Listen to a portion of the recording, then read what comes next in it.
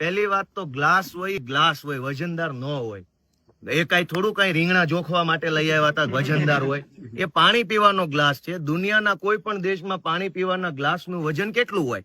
50 ગ્રામ, 100 ગ્રામ, 70 ગ્રામ કેટલું હોય? કાચનો ગ્લાસ હોય 80 ગ્રામ વજન હોય. કેટલું હોય? છતાંય પોલીસે એવો શબ્દ ભાજપના કહેવાથી વાપર્યો કે કાચના વજનદાર ગ્લાસ વડે મારી નાખવાના ઈરાદે આ કામના ફરિયાદીને છૂટ્ટો મારેલ હોય. કોઈને ગ્લાસ છૂટ્ટો મારો તો મરી જાય એવું ભારતના ઇતિહાસમાં આપણે તો સાંભળ્યું નથી. ગ્લાસ મારવાથી કોણ મરી જાય? ગ્લાસ મારવાથી માણસ જાનથી મરી જાય. પોલીસને એવું લાગતું નથી કે હાસ્યાસ્પદ વાત લખીને આપણે અદાલતમાં જઈ રહ્યા છે, પણ એમાં ભાજપ વાળા કે એટલે લખી નાખે કાચનો મજબૂત ગ્લાસ. એટલે કેવો મજબૂત એટલે કેવો ગ્લાસ આવે?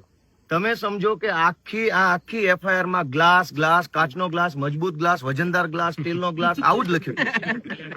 અવડા મોટા. અને હા, ગુજરાતમાં જયારે સરકાર જ બુટલેગરોના હાથમાં હોય તો એને ગ્લાસ તો દેખાવાના છે. બુટલેગરોને તો ગ્લાસ જ દેખાવાના છે. બીજો વાક્ય વાંચીએ આપણે. બીજો